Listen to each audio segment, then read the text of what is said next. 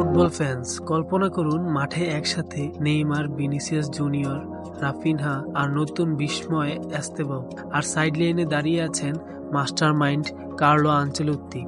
আজকের ভিডিওতে আমরা বিশ্লেষণ করব এই আক্রমণ ভাগ নিয়ে আনচেলত্তির হাতে কতটা ভয়ঙ্কর হতে পারে ব্রাজিল।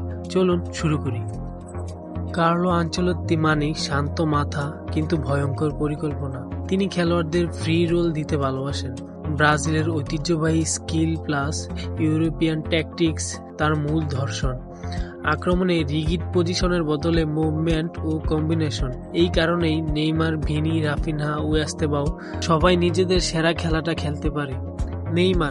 নেইমার এই আক্রমণ ভাগের হার্ট। নাম্বার 10 বা ফলস 9 রোলে থ্রু পাস, ড্রিবল বা গেম মেকিং ডিফেন্স লাইন ভাঙার মূল চাবিকাঠি। আনচেলত্তির অধীনে নেইমার বেশি ইম্প্যাক্ট ফেলবে। বা পাস দিয়ে ঝড় তোলেন ভিনিসিয়াস জুনিয়র। এক বনাম একে প্রায় অপ্রতিরোধ্য। স্পেস পেলে ডিফেন্স শেষ। নেইমারের পাসে ডেথলি রান। আনচেলত্তি ভিনিসিয়াসকে পুরো উইং নিজের মতো ব্যবহার করতে দেন। রাফিনহা হলো ব্যালেন্স ফ্যাক্টর। ডান দিক থেকে প্রেসিং, নিখুঁত ক্রস, দূরপাল্লার শট। ভিনিসিয়াস যেখানে প্লেয়ার, রাফিনহা সেখানে স্টেবিলিটি। এস্তেবাওকে বলা হয় ভবিষ্যতের বয়। বয়স কম কিন্তু সাহস অসীম। এস্তেবাও হলো ব্রাজিলের ভবিষ্যৎ। টাইট স্পেসে ড্রিবল, হঠাৎ কাট ইন, আনপ্রেডিক্টেবল মুভমেন্ট। আনচেলত্তি তাকে ধীরে ধীরে বড় ম্যাচের জন্য তৈরি করছেন। চারজন একসাথে ডিফেন্সের দুঃস্বপ্ন।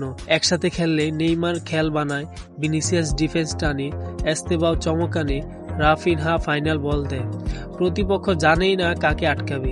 আনচেলত্তির সিস্টেমে বেশি স্পেস, দ্রুত ট্রানজিশন, বেশি গোলের সুযোগ। তাছাড়া আক্রমণ ভাগে আছে Rodrygo, Martinelli, Antony, Richarlison, Endrick, Joao Pedro, কোনহাদের মতো প্লেয়ার। এই আক্রমণ ভাগ যদি ফিট থাকে তাহলে ব্রাজিল আবার বিশ্ব ফুটবলের রাজা হতে পারে। কমেন্টে বলুন আপনার ভয়ঙ্কর অ্যাটাকিংয়ে কাকে কাকে দেখতে চান। লাইক, শেয়ার এবং সাবস্ক্রাইব করতে ভুলবেন না। আরও ফুটবল অ্যানালাইসিস আসছে।